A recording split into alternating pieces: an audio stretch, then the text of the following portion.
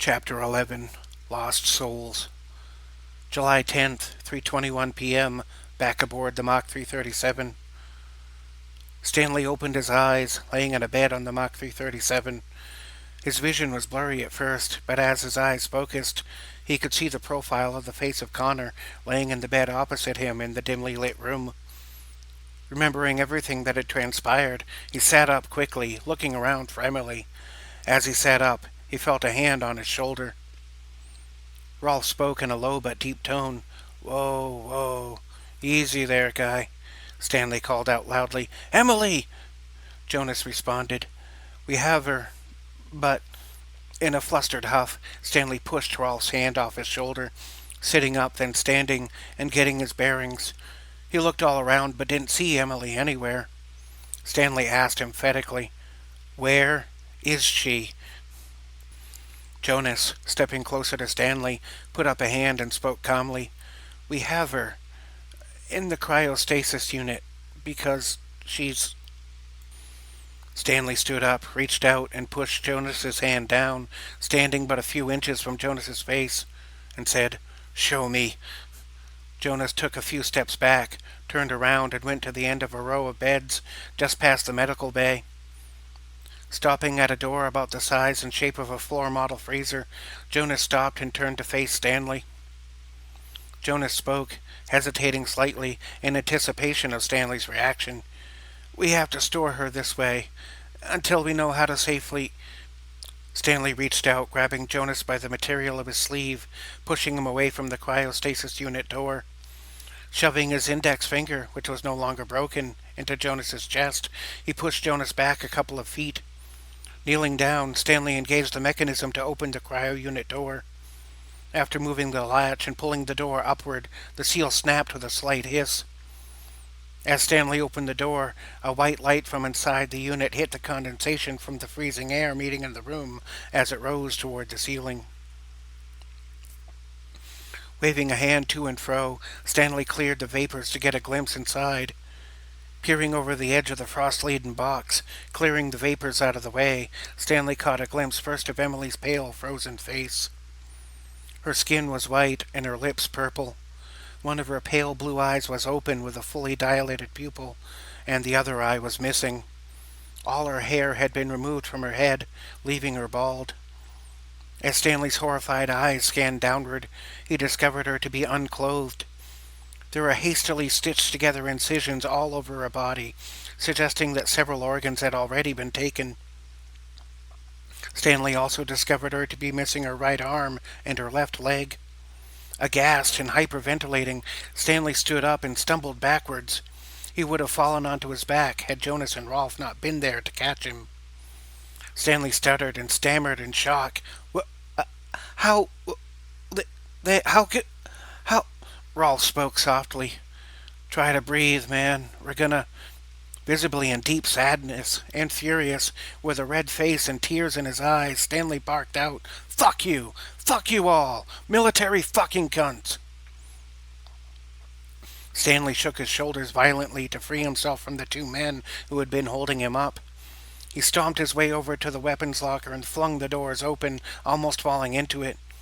Eyeing a high-capacity automatic energy rifle, preloaded with a fully charged clip, he snatched it from the place it hung, bending the thin metal hook as he tore the weapon free.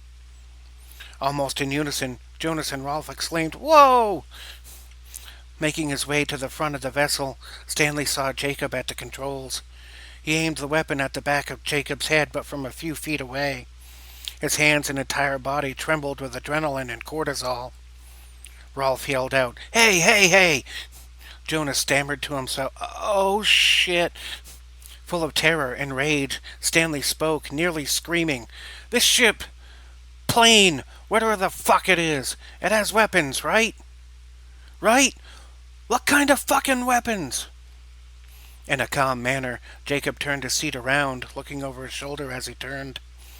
He put both of his hands up, yielding his posture to the infuriated man pointing a deadly weapon at him on its maximum setting, which would also be enough to destroy the controls and crash the vessel. First taking a deliberate deep breath, Jacob spoke. Mr. Weiser, if you shoot me, I cannot help you. Stanley turned the safety to the hot position to display his seriousness. Jonas spoke up from behind everyone else. Antimatter torpedoes. Rolf interjected. Stan, I know you want to make those sons of bitches pay. I know you want to wipe them off the face of the planet. And I do too. But if we do that right now, like this, we could start fucking World War III on a planet with access to fucking nukes. Jonas spoke, trying to further diffuse the situation. We have medical technology that we will likely be able to save her. And if... Stanley turned the weapon to Jonas and screamed, Say her name, cunt! Jacob looked at Rolf as if asking whether or not to act, but Rolf shook his head no. Jonas spoke again, this time with more trepidation. We might be able to save Emily, if we work together. We have scientists and doctors as brilliant as yourself, but we can't do that if we lose it now. Stanley was breathing deeply and rapidly, but was able to listen. Still, he didn't relinquish the rifle or put it down. Instead, he directed his gaze at Rolf, then at Jonas, then back to Jacob, looking each right in the eyes. Stanley spoke again, in an angry, deep, grovelly rumble rather than screaming, but his tone was no less deadly serious. I can't think of a single fucking reason to leave those life-thieving, baby-killing, blood-sucking cunts alive for even one more fucking day. Either they all die, or we do. Well, Stanley resumed, aiming the rifle at Jacob. Jonas looked at Rolf, then at Jacob, hoping for some sign of what to do or say. Rolf rotated his neck side to side, making a few snapping sounds, then took in a very deep breath. Rolf held his breath a moment with a taut facial expression of resolve. For that brief moment, the world went silent with the exception of the hum of the engines. Rolf looked at Jonas, then Stanley, let out his deep breath slowly, then let his eyes fall onto Jacob. Snapping his neck one more time, Rolf spoke to Jacob in a calm and even tone. Well, it's your call, boss. Jacob looked each one in the eyes for a moment, going from Rolf, then Jonas, and then back to Stanley. There was a silence for several moments. Even the hum of the engine seemed to fade into the background, behind the breath and heartbeat of each man. Jacob turned around in his seat, re-engaging the controls. Jacob spoke with a calm sense of authority. Well, it looks to me like some Red Union assholes are going to fucking die today. He then raised his voice to the moment. Mr. Black, Mr. Luga, to your stations. Mr. Weiser, you'll be wanting to belt yourself in. This could get really bumpy, yeah? Stanley muttered to himself. 'Bout fucking time. Stanley lowered the rifle, but kept hold of it. Taking a deep breath, then releasing it in a huff, he walked over to one of the adjacent seats. Laying the rifle across his lap, he belted himself in, still wearing a face of wrath. He used the sleeve on his other arm to wipe the tears from his eyes, and kept his gaze straight ahead, oriented to the empty seat on the opposite side of the vessel. Jonas and Rolf sat down at their respective consoles to take control of the ship's necessary functions. Rolf pulled up the Weapon and Defensive Systems Operation Panel, while Jonas pulled up the needed topography and trajectory data. Jacob went about plotting a course and piloting the vessel manually, using the navigational heads-up display. Rolf set up the systems, then addressed Jacob. How are we going to do this, boss? By the time we blast one... Jacob answered, directing the vessel to an upward trajectory at maximum speed. We go out of orbit, gain maximum space velocity, then we use the momentum to drive the warheads down at over 250,000 miles per hour. Jonas looked over to Rolf, then Jacob, with a look of grave concern. Wouldn't that kind of impact obliterate the planet? Stanley spoke up, sounding slightly more calm. No. The warheads would detonate within milliseconds of hitting the atmosphere. It occurred to Jonas what would happen next. The momentum would carry the blast and the resulting radioactive fallout straight down to the targets. Rolf asked, How many of the warheads? Jacob responded calmly, All of them. By now, the vessel was just exiting the atmosphere. The sky changed from blue to black, and the vessel's speed increased dramatically as it left the planet. The Earth started to slowly shrink on the view screen as they pulled away. Jonas asked, "We're going to hit 3 locations with 20 each?" Jacob answered, still engaging the controls and setting parameters. "No, Mr. Black. 1 for each death camp, and 1 for as many important military installations as we can manage. Mr. Luga, target each camp, and target as many launching silos and military bases as possible. If we're going to hit them, we don't want them to hit us back, yeah?" Rolf replied, "We sure about this? Isn't there some way we could rescue the other people first?" Stanley said in a hauntingly calm voice, "They're already dead, just like Emily." Jonas responded, "Whoo-hoo, the general is going to be livid." Stanley answered back, still glaring blankly at an empty seat across from him, "Fuck him." Rolf spoke in a flat tone. "Coordinates locked." Jacob engaged the specified course, turning the ship slowly about in an arcing course back towards Earth. A countdown timer appeared on his and Rolf's HUDs. As the timer started to count down from 9, Jacob gave his command. "Mr. Luga," waiting for the timer to hit 1. Just a few brief moments before entering the atmosphere, Jacob called out, "Fire!" With the command given, Rolf engaged the weapon system controls, releasing multiple salvos from 2 banks of warheads located within the most heavily armored parts of the vessel's wings. It took roughly 6 seconds for all of the warheads to be launched. Jacob pulled the flight yoke up so as not to collide with the atmosphere at such speeds, which would result in total destruction of the vessel. The force fields engaged as the vessel near missed the atmosphere. Through the view screen, now focused behind, dozens of flashes could be seen pouring down through the atmosphere, striking 60 locations throughout the Red Union. Jacob inquired, "What have we got, Mr. Black?" Jonas looked over his console data, then reported, "All 3 processing centers have been destroyed.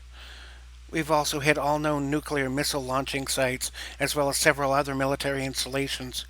Hangars, runways, training centers, all obliterated." Satisfied with the results, Stanley unbelted himself, stood up, and walked over to the weapons locker. He turned the weapon safety switch back to the cold position and put the weapon back into the locker. He stood there a moment while a solitary tear went down his left cheek. He collected himself and returned to his seat, belting himself back in, anticipating the return to Earth. Seeing Stanley seated, Jacob called out, "You're going to have to come down back real fast to get out of range of all the countries that just saw the bombing. You're going to feel some G's, yeah? Hold on to your butts." Making sure he's secured in his restraints first, Rolf reached into his Hawaiian shirt pocket and pulled out a pack of El Muerte Grande cigarettes. Retrieving his mechanical lighter, he lit up the smoke, put it to his lips, and took in a very deep drag. He let go of the cigarette but kept it in his lips, blowing the smoke off to the side. Seeing this, Jacob let out an exasperated sigh and grabbed one of his fat cigars from his internal vest pocket. He didn't light it just yet, but held on to it, rolling it around between his lips. Jacob would seldom actually smoke the cigar, but could often be seen just holding one in his lips. Jonas didn't smoke. Instead, he put on a set of earbuds, connected them to his phone, and put on his favorite playlist of stoner doom metal. None of the 3 seemed to have anything to say as they went about operating the vessel. In the background, Stanley could be heard snoring rather loudly, exhausted from recent events and the after effects of the chemicals that had been in his system for a whole day. Setting a course and following the trajectory path, Jacob put all his focus onto piloting the Mach 337. He piloted the vessel along the plotted path, entering the Earth's atmosphere at the perfect angle. Once within the atmosphere, Jacob directed the vessel straight down over international waters, descending at incredible speed. Just before the halfway point between the exosphere and the ocean, Jacob engaged the navigational thrusters, turning the vessel nose up as it rapidly descended. Jacob timed the maneuver so that the engines brought the vessel to a halt just a few feet above the ocean. Rolf's face went from relaxation to concern under the G-forces of such a precise maneuver with so little margin for error. Disengaging the engines just as the speed reached zero, the Mach 337 dropped tail first into the ocean from only 5 feet above, then started to submerge. With a somewhat shaken demeanor, Rolf spoke in an exasperated tone. "Boss?" Jacob turned around to face Rolf with an eyebrow raised, listening. Rolf continued. "Has it ever occurred to you that if you made one mistake with that maneuver, we would all be dead?" Jacob replied, "Of course. But anyone can do the maneuver more safely. But I do it better, and with more style," he exclaimed, pointing to his own chest with his thumb. Rolf chuckled to himself as the vessel found its ideal depth under water, then spoke with a cocky voice. "Boss, you can come race cars with me any time." Jacob guffawed. "Sure, but first you got to race me in a jet." Rolf nodded to himself. "Any time, boss, any time." From behind, Stanley could be heard grumbling. "Will you assholes shut up so I can get some sleep?" Jacob and Rolf looked a bit perturbed, but Jonas interjected. "Let the old man have his nap. He certainly earned it." Upon giving it some thought, Rolf and Jacob agreed with Jonas and kept their chatter to a minimum as they made their way back to Base 7 off the coast of Los Angeles. With little to say, and too tired to say it anyways, the quartet took little solace in the ride home, knowing that there might be hell to pay, both abroad and at home. Still, it was relieving to get a break from the action, noise, and chaos, just for a little while. The next 2 hours going home were filled with relative silence.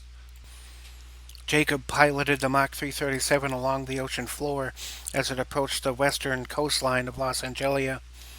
Making its way through the murky deep, the navigational heads-up display displayed a gigantic submarine structure in the form of a mechanical dome, measuring 8 miles in diameter. This dome-shaped structure had arranged all around it 100 access tubes through which submarine vehicles may travel to reach the docking ports, heavily guarded by both external machinery and many internal guards equipped with the heaviest and most advanced of arms available from Base 7's repertoire of well-trained individuals and powerful advanced technology. Above all, Base 7 is the most well-guarded in addition to being the epicenter for command, in that it is the personal residence of Maddox General Mikhail Yosef Smith. The mood became tense as the vessel made its way through Docking Tunnel 1. On the far west approach to the hemisphere-shaped structure, the bright blue runway lights turned into stretched-out forms along the vessel's highly reflective window materials of transparent carbotanium.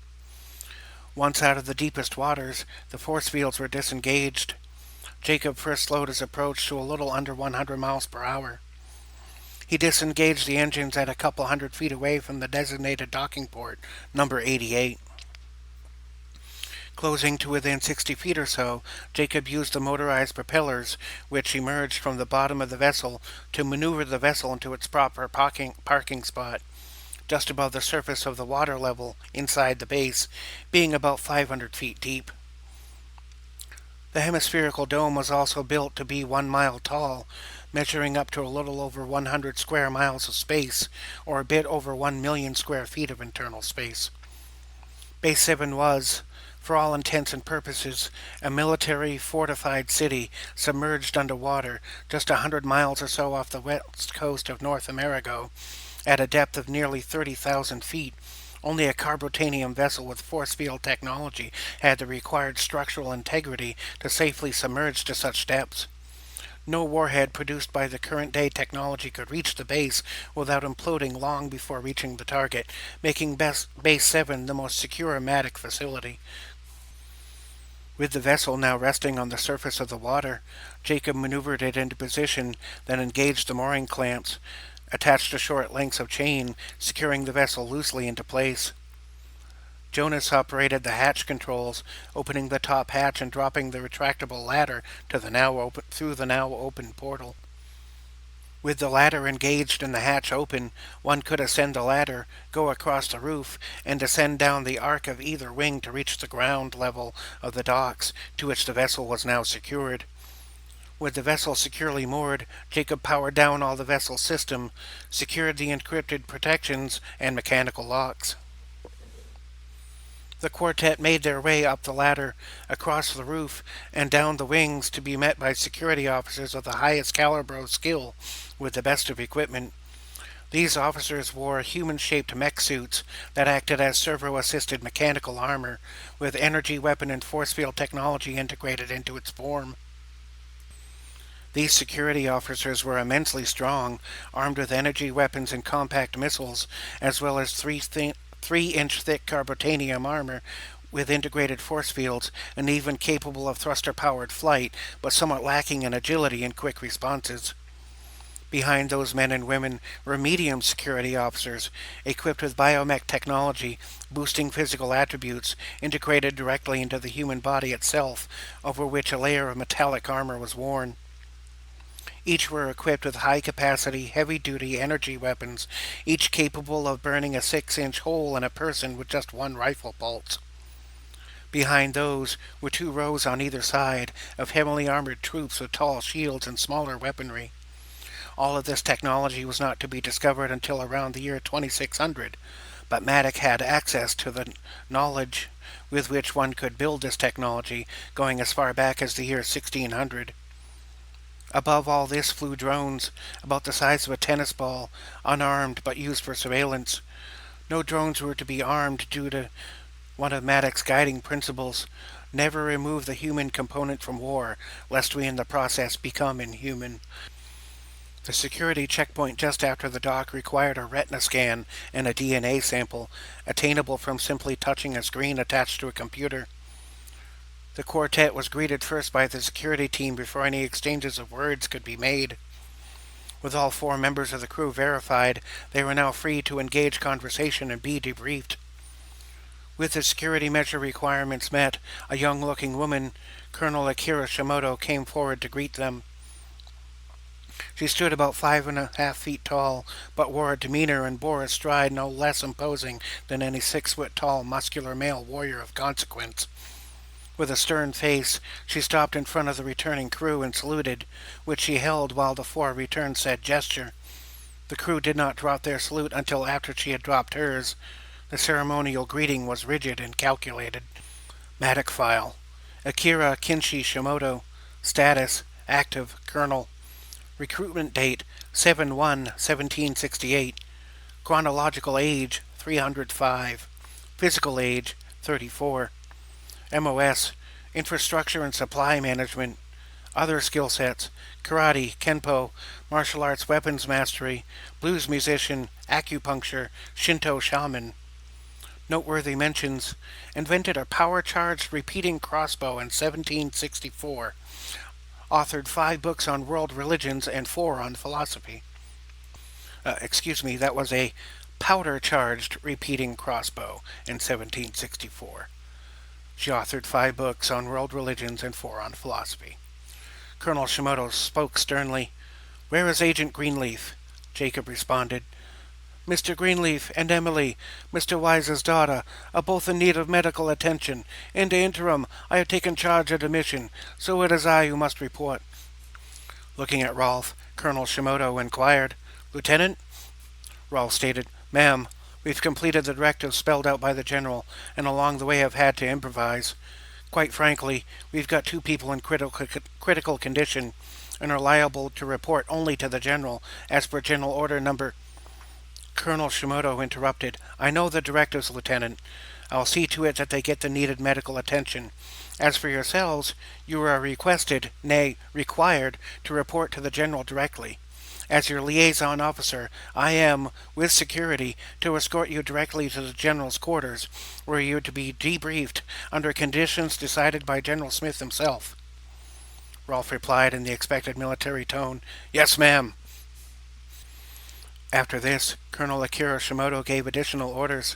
"Bastian, Luger, gentlemen, you are to be escorted by this security detail directly to the General's quarters to be debriefed and receive further orders. Dismissed." Colonel Shimoto saluted, to which Bastian, Luger, and Black responded with the required reciprocal salute, which was not to be dropped until the commanding officer dropped theirs. After Colonel Shimoto dropped her salute, they dropped theirs, about-faced, and joined the security detail, taking Stanley with them, and were escorted into the back of an armored truck, which would travel the roads of the massive underground base to the general's on-base house. The men and the security detail were loaded up into the back of a long, armored personal transport vehicle, an 8-ton truck with two 20-long bench seats situated lengthwise in the back. As per protocol, the crew was checked for and stripped of weapons before being allowed to see the general, whether at home or the office. The weapons were confiscated upon entry to the truck and would be returned after the meeting with the general. Within the submarine dome, 8 miles in diameter, was a functioning independent military base within a self-sustaining city. Like any city, it contained roads, buildings, sidewalks, trees, gardens, official and residential buildings, as well as all the structures needed to keep a military command installation going. It also housed many farms and production facilities, as well as having 8 basement levels. The building, which was the 7th constructed of 88 bases, also contained the aforementioned submarine bays and harbor, as well as the means to erect shafts underneath domed runways to launch aircraft from underwater by raising the domes just a couple 100 feet above sea level. The structure itself was reinforced with massive 100-foot thick pillars of carbotanium, one of the most advanced alloys currently available to the Corps. The dome itself consisted of 200-foot thick layers of the same material, but unless one was very near to a pillar or looked straight up, they might forget they were, in fact, in a giant hemispherical dome nearly 30,000 feet underwater. The structure took nearly 300 years to construct and had been in service since the year 1940. It would take the armored black truck nearly 20 minutes to reach its destination, elevator shaft 61, which was horizontally closest to the location of the general's underground home on the 6th sublevel of Base 7's dome. Anything under sublevel 6 was off limits to all but the general and whomever he gives permission. Anything encountered down there was never to be spoken of unless one was given express permission to do so, or else one may expect their life to be forfeit. The ride over was quiet, aside from Bastion, Luger, and Black getting changed into their dress uniforms, which were a deep blue with a gold stripe up the sleeves and sides of the legs. Epaulettes graced the shoulders and sleeves. Over the left breast pocket was spelled out in gold the last name of the person in the uniform. Accompanying that was a black-billed hat of deep blue with a twin reed design in gold across the front. Between the reeds, also in gold, was a symbol like a wireframe globe, and aside of that was a wheel with 8 evenly spaced lines pointing outward, a symbol of the ethics behind the formation of the Corps. A set of shiny, thick-soled black boots completed the look, with gold eyelets for the boot laces, and with the pants tucked into the boots, just as with the BDUs. A rank insignia would be affixed to a pip on the collar: Captain for Luger, Lieutenant Colonel for Bastion, and W4 Warrant Officer for Black. The truck came to a stop just outside the heavily guarded glass doors of a cylindrical building marked by a small blue sign with white letters as 61. There were no other markings or numbers upon the slotted metallic walls of the building. All the tall rectangular windows were tinted the deepest black. Buildings like this, which contained transport shafts, were both heavily guarded and contained offices full of communication specialists, ready to address any upcoming situation by generating mass or individual communication, which would reach the necessary party or parties. In short, the numbered access buildings also served as communication hubs for many Corps functions. The building itself was around 100 feet in diameter. On the first floor was an internal cylinder about 20 feet in diameter. On the back side of each were the doors, facing the opposite direction as the entrance to the building. Rows of guards were posted to either side, creating a pair of choke points, which one or a party would need to get through to access the elevator shaft, whether coming or going. Getting in or out without permission would be next to impossible for most. Every such numbered building was guarded just as zealously as this one, as were any other intelligence buildings, which shared a similar design in terms of their own internal elevator shafts. None of the buildings had stairs, but instead ladders inside of access tubes, just as heavily guarded. With the truck parked laterally in front of the large glass doors, two men came from the assembly of 12 guards, each going to opposite sides of the truck, each grabbing a handle on the extendable ramp, pulling it out and down. From the inside of the truck, a uniformed man and woman opened the doors. To either side, 6 heavily armored troops accompanied the 4 men. 6 men to either side of the glass doors stood at attention inside their mech suits. One broke off from either side to engage mechanisms guiding the sliding glass doors. Each incorporated biomech suit had the same rank insignia built into the armor, designed specifically for that person. Upon entry to the building, all were subject to a scan of an entire area within a set of lines just past the door. Similar to the mechanical arms inside a car wash, the mechanisms came down, making a pass just over everyone's heads and from either side. In a chaotic world full of magic and aliens, one could never be too zealous with security. Once scanned, the same 6 troops from the truck escorted the 4 men to the elevator shaft, where a different 6 men and women would escort them into the elevator, nearly 20 feet in diameter. The troops inside the elevator were of the large mech suit type, with the most generous of armaments. The 12 seconds riding the elevator down to sub-level 6 were spent in silence, aside from the gentle hum of the self-powered elevator, which rode along gears and shafts, each powered by a separate motor. The elevator, like most Matic buildings, used bioluminescent technology for its lighting to provide essential things normally granted by exposure to sunlight, but without the harmful side effects of getting too much exposure to the sun or of going entirely without. Once the elevator reached the bottom, the doors opened into a great circular hallway, the circumference of which was half the size of the entire dome. Every 100 feet or so was a numbered metallic door. Exiting the elevator doors, they crossed a short footbridge over a set of electronic rails, one high and one low, along which an electronically powered car could be called, and then directed toward a numbered section in a clockwise direction. Currently in Section 1, the troop leader pressed the button to call the car. Jacob and Rolf stood mostly still and quiet, while Jonas found himself nodding in time with the instrumental music playing on the overhead speakers. After a few moments, a car arrived from behind the metallic grate of the rail door. The gated door slid down into the floor, granting access to the car, which had 6 rows of seats, each about 3 average persons wide. In front of each row was a button to stop the car at the next location, as well as a digital display showing the number of the next station. Otherwise, it would continue to move around the course, unless totally empty. The call button on the outside also stopped the car at its location as it approached. The 4 men and their security detail loaded into the car, which waited a moment, gave a warning beep, then closed the grated doors. The car slowly accelerated to about 40 miles per hour, taking only a minute or so to reach Section 8 of Level 6. They exited the electric car, then walked a few dozen feet to Door 8, about 10 feet wide and tall, beyond which was the command officer's housing complex. Here, they were greeted by 2 unusually bulky mech-suit-wearing security officers. They may as well have been small cars for their proportions and attached security weapons and defense systems. The 2 officers here probably had enough hardware and combat capability to take out the 12 escorting them without much trouble. Though it was indeed the year 2020 in this particular iteration of Earth, the Corps had access to military technology from as far ahead as the year 2600, the world's most well-guarded secret, until recently. The leader of the 12 security troops handed a digital pad over to the officer on the right of the 2 in front of them. He pressed a button, authorizing the men to enter, then signed the digital document, handing the pad back to the officer who presented it.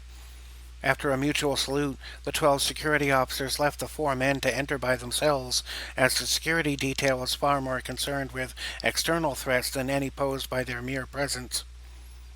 Beyond door number 8, rows of balconies, stairs, and doors presented themselves. Along each row of doors were situated 2 heavy security units on either side, the same as those outside the door. The underground section was shaped like a cylindrical row, each 100 feet wide and totaling 8 levels high, with the ceiling being 100 feet tall.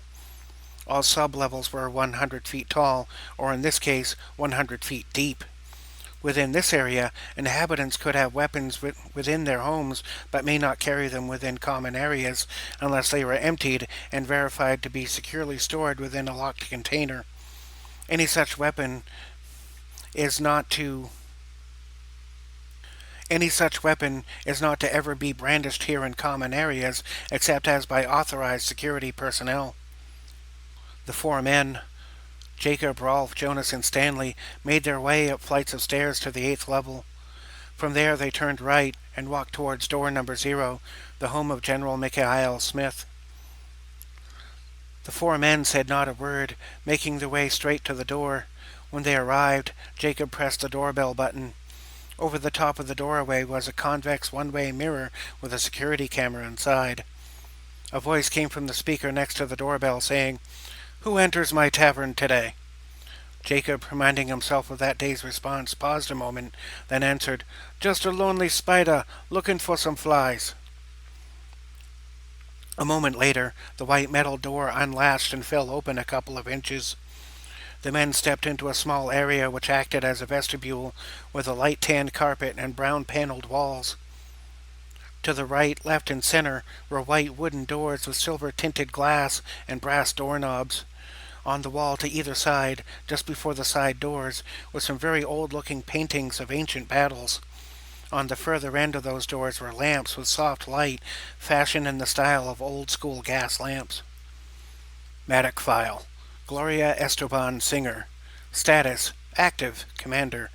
Recruitment date: 5/2/1657. Chronological age: 394. Physical age: 31. MOS: command and strategy. Other specialties: Budo master, Bujitsu master, ambidextrous, contortionist, chess grandmaster, alchemy, divining. Notable mentions: first female geisha singer, though not Japanese.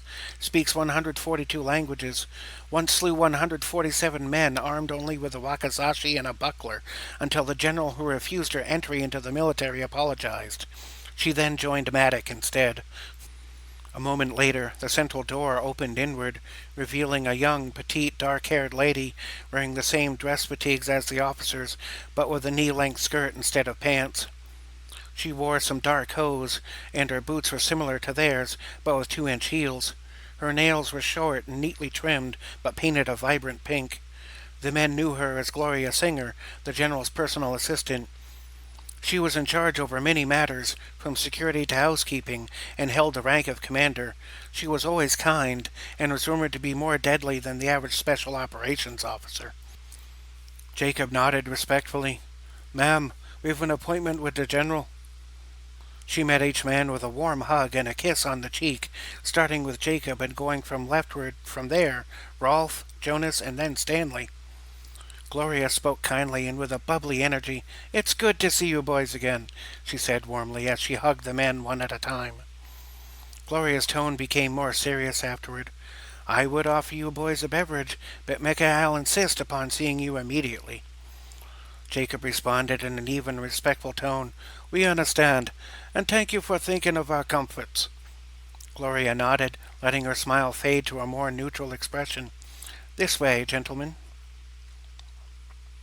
The men said not a word as Gloria led them forward through the living room, with its large plush seating and hearthed fireplace.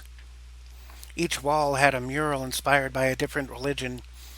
The floor was a solitary slab of hard polished wood, over which was an elliptical-shaped area rug with an old-looking coffee table on top of it. Each window was covered halfway by a dark red curtain with a brass rod. Holographic scenery played outside and might fool anyone who didn't know they were actually a little over 600 feet below sea level. After passing through the spacious living room, they were led through the dining room with its lofty chandeliers of gold and diamond and dark paneled walls. A crimson carpet with gold trim adorned the floor, and a long rectangular table of brazen wood from a rare tree of an alien world, treated alchemically with matching chairs, adorned the center of the large room. The chairs each had a plush crimson cushion on the bottom. Behind the table on the far wall was a long mural which resembled a scene depicted similarly to the Last Supper, with a uniformed figure standing at the center, resembling Michael, and several persons from varying alien species of origin sitting to either side of the central figure. Under the painting was a brass plaque, into which were imprinted the words Una Conscientia Infinita Manifestionis, produced in Brenia, Tarathar, 3027 AD, 84,292 TE, painted by Ashley Haberdash. The symbols on top of the plaque would have been translated to One God, Infinite Manifestations. The original painting, which the mural had been recreated from, sat on a wooden aisle in the far corner of the room, with the same words hastily scribbled in the lower right corner in black paint, and signed by the original painter, who in this timeline would not be born for another 1,000 years, and on another planet at the opposite end of the galaxy. After passing through the dining room, they were led through a sparse hallway with blond wood paneling, several closed wooden doors, and a different style of wooden door at the end, with a frosted window in its upper third portion, and an elegant brass handle. The hallway was about 30 feet long and 10 feet wide, yielding plenty of room. Gloria stopped a few feet short of the far wall, standing to the left of the door. "The General is waiting for you." With a respectful bow, she said, "If you'll excuse me," and then walked past the men, leaving them to their appointment. The home office door was already partially ajar. From the other side emanated the sound of an old-timey sounding music being played on an old record, literally not from this world. The sound was warm, bright, and soothing, in an ethereal, spacey kind of way, as alchemically created music was prone to being. The partially ajar door, accompanied by the music, was akin to a sign saying, "I'm waiting. Come on in." Jacob stepped forward, slightly tapping on the door glass. The door fell open a bit more, just enough for Jacob to see Mikhail's hand beckoning him to enter. Jacob pushed the door open the rest of the way, as a final lyric resonated from the playing record. It was an opera, and the final note was sustained for well over 15 seconds, with strings and a gong closing out the end of the song and of the record. Upon the song ending, the record player's needle was lifted up by the mechanical arm, stopping with a slight hiss it made at the end of the song, while the turntable continued to rotate. Matic file. Mikhail Joseph Smith. Status: active, leader of Matic. Recruitment date: 2/2/1620. Chronological age: 700. Physical age: 50. MOS: Matic. Other skill sets: Budo Master, Bujutsu Master, Shambara Master, 4D Chess Master, Shinto Shaman, Medieval Martial Arts Weapons Master, Alchemy Master, Mechanical Engineering Master, Speechcraft Master, Master of all modern MOSs, Philosophy Major, Religion Major, Medieval Armor and Weaponsmithing, Monster Hunting, Totem Druid of the Wolf. Noteworthy mentions: lived into the Tarathar timeline for 300 years before becoming the founder of the Earth Charter of Matic, Intergalactic Organization. The first human ever to form a Matic charter, HEMA enthusiast and 10-time world champion. Opening the door revealed Mikhail's soft-lit office. Mikhail often preferred candles to electric lights. In the center of the 21 by 21 foot office was a large desk, the main body of which had been carved from a single chunk of wood. 3 rows of shelving sat behind the desk in what would appear from the perspective of the doorway as an upside-down triangle formation, each side having a row of 7 candles illuminating the center and rear of the room, with the first row of candles being at the front of the desk and the other 2 running up either side after a gap for entry and egress from the desk. Just in front of the desk was a 5-foot bench made of a single block of wood. At the rear of the room was a large pane of glass, behind which were fish and various undersea creatures, ranging in size from tiny to a little longer than a house cat. The aquarium behind the glass stretched out further than the eye could see. Just above the pane of glass was a pair of katana, ornate and made of gold, crossed over the other, mounted to a wood frame covered with crimson-colored cloth. To either side of the room were great murals covering the entirety of the walls. The mural to the left was of a Christ-like figure on a cross, but beardless with pointed ears, like a Tarathian elf, with a great ray of light piercing the clouds behind the scene. On the right mural was an image of the universe, over which was painted a very elegant woman whose spread legs revealed a vagina, giving birth to an entire planet, already on fire and at war. Seeing the men enter, Mikhail blew out the row of candles in front of his desk, but left the rest burning. As the men entered the room, Mikhail spoke in a low and calm voice. "Mr. Black, please close the door behind you." Jonas paused and then turned to close the door as the candles cast everyone's shadows long against the walls. Mikhail pushed his chair back, rose to his feet, and put his hands behind his back in a parade rest sort of fashion. Upon setting his eyes on Mikhail, Stanley stomped over to him, raised his right fist, and punched him squarely in the jaw. Mikhail winced some and grunted in discomfort, rolling his head with the blow, but being otherwise unmoved. Jonas started to move to intervene, but Rolf extended his arm, as if to suggest to let the scene play itself out. Stanley refrained from further action, but shouted angrily at Mikhail. "We asked you for an extraction 3 goddamn months ago. You could have prevented all of this, but you're too caught up in waging your mental secret wars. You don't even have the balls to act when it came to your own blood. And now she's dead!" Mikhail, using his deep blue uniform left sleeve to wipe off a bit of blood from his lower lip, responded after letting out a breath. "We have a mole in the core right now. The risk to the planet was too great.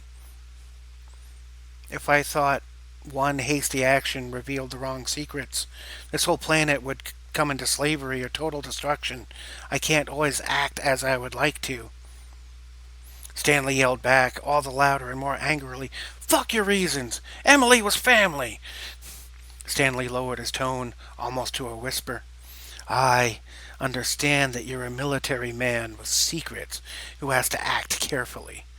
But you wouldn't be willing to face the whole world to save family is beyond me. I thought I knew you, man. I respected you. But you care more about this planet of savages than your own fucking blood. You're dead to me. Fuck you." After his monologue, Stanley shot the rest of the men a dirty look, stomped over to the door, swung it open wildly, stomped through, then slammed it behind him with great anger and violent force, damaging the door's brass knob. General Mikhail Smith stared at the door for a moment, taking in a breath, then letting it out slowly with his hands resting on his hips. He closed his eyes for a moment, then opened them, letting his gaze fall upon the 3 men who were by now at attention, expecting an angry reprimand, as might typically be the custom after an epic screw-up. Mikhail sat down in his office chair and rested his elbows on the surface of the desk. Mikhail spoke with calm clarity. Gentlemen, at ease. Have a seat." "Sir," the 3 responded in unison, then sat down on the bench. Jacob, Rolf, and Jonas remained silent, as did Mikhail. Mikhail took a final look at the e-pad on his desk. Tensing up his lower lip as he read a few lines, he again set the pad down, folded his hands, and stared down at the surface of the desk for several seconds. Jacob started to speak. "Sir, I take full—" Mikhail interrupted with, "Shh." The 3 looked at each other, mystified, as the general had never shushed them before. There was a near silence for several more seconds as the 3 men looked at each other, with only the oxygen pump in the aquarium making a soft humming sound. Each of the 3 found the general's silence and composure both unexpected and unnerving. Mikhail took in one more deep breath, then let it out both slowly and nearly completely silent. The men waited a moment more until their general spoke with an even and measured tone. I've seen the footage from the interior of the Mach 337. I've also reviewed the scans from the events following Stanley's antics. What happened to him? Jonas responded. He never said. When he transported us, we arrived to find him badly injured and nearly bleeding to death. He lost consciousness no later than we had arrived. When we gave him medical attention and revived him, he was irate and desperate. Jacob spoke. When he saw Emily, he was shocked at first. Then he became furious, and you know the rest. Mikhail nodded as Rolf spoke next. The med scan found some sort of substance in his system, some kind of hallucinogen. Jonas spoke. Quite frankly, it was miraculous that he was able to do anything with those chemicals in his system. Mikhail lifted up the e-pad again, scrolling through several paragraphs of text rather quickly. Dr. Katz says that Emily's condition is grave. Several missing organs, advanced muscle tissue damage, and cellular necrosis from being frozen and thawed repeatedly, then being left at room temperature for nearly a day before being frozen again. The remains were likely to be processed into food for the Red Union canine units. Dr. Katz is conferring with Science Officer James Battalion in hopes of coming up with a solution. Mikhail again set the pad down, folding his hands, but this time meeting the men's gaze at eye level. Mikhail spoke again, still in a calm, measured pace. As for Mr. Greenleaf, Dr. Katz can't find a thing wrong. We may need to bring him to a specialist, I know. Jacob, Rolf, and Jonas remained silent, taking in the information and still mystified at the general's overly calm composure. Foolish mistakes were usually met with loud and intense debriefings, but this was far too calm a response for the situation. For the general to be so calm suggested that either he didn't care or that the most deadly serious of situations might be unfolding. The men waited, holding their tongues, hoping that neither would be the case. Mikhail pushed his chair back, stood, and faced the rear wall with the aquarium window. Mikhail touched his chin with his right thumb and index finger, then lowered his hand and spoke in a low and ominous tone. Regardless of the reasons, a set of events have been set into motion that may have far-reaching consequences. Events that were not part of the planned timeline, suggesting interference. Mikhail turned to face the men, put his hands behind his back, and spoke a bit more loudly, but still with an even cadence. You know we have a mole. Now that mole knows that we know about them. That means they will likely be pressured to act quickly upon whatever plan they have set in place to carry out. Meanwhile, some sort of signal is still being broadcast from we know not where into every social media device across the interconnected world, driving every human being not inoculated with their anti-aging Vivex medicine into the most extreme version of their own worldview. That chaos continues to rip the world apart, exacerbated by your actions. The bombing of the Red Union has sent the government of every country into even further chaos. Military conflicts are breaking out everywhere, now between nations as well as within. The plan is again thrown into chaos. You three bear the weight of that responsibility, and in so doing have put everyone on this planet to task for your own short-sightedness. I hereby order the three of you first to go see Dr. Katz for a full medical evaluation. When that is done, you are to be relieved of duty and confined to your quarters until further notice. Dismissed. Rawls started to speak. Sir, General Smith yelled out even more loudly, I said dismissed. The three men saluted, but the general turned his back to them. Seeing this, they about-faced and left the room quietly, without a word. Closing the door behind them, the three exchanged glances but said nothing. Breaking out a collective sigh, they started to make their way down the hallway, back to the vestibule. Just as they opened the large white door between the house and the vestibule, Gloria Singer met them in the living room. Giving a slight bow with her head, she carried 3 rectangular containers stacked on top of each other in a triangle formation, with 2 on the bottom and 1 on top. The smell of delicious food wafted through the air, titillating the senses of all 3 men. as each took in the aroma of their favorite meal. Each of the containers had one of the men's first name written on top in permanent marker.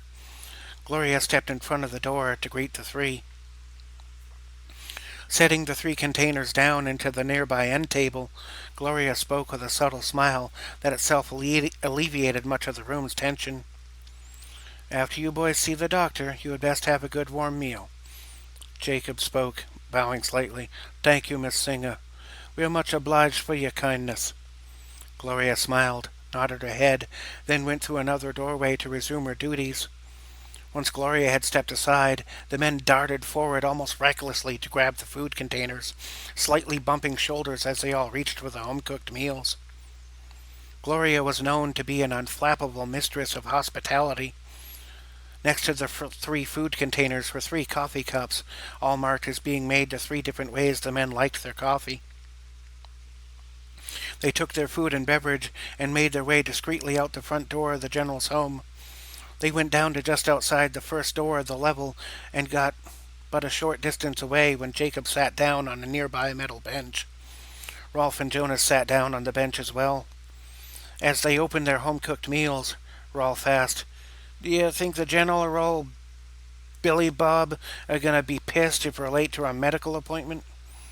Jacob, digging his fork into some perfectly prepared Cajun catfish, responded, Fuck 'em, this is good shit. Jonas just nodded, biting into some very rich homemade mac and cheese casserole, while Rolf lifted up a slice of pepperoni and bacon pizza with pickle slices. Jacob, Jonas, and Rolf enjoyed their perfectly prepared favorite meals in relative silence, with only the occasional between bites of food and sips of coffee. Maybe the world was about to be engulfed in flames, and maybe hell would follow their foolishness. But the food was great.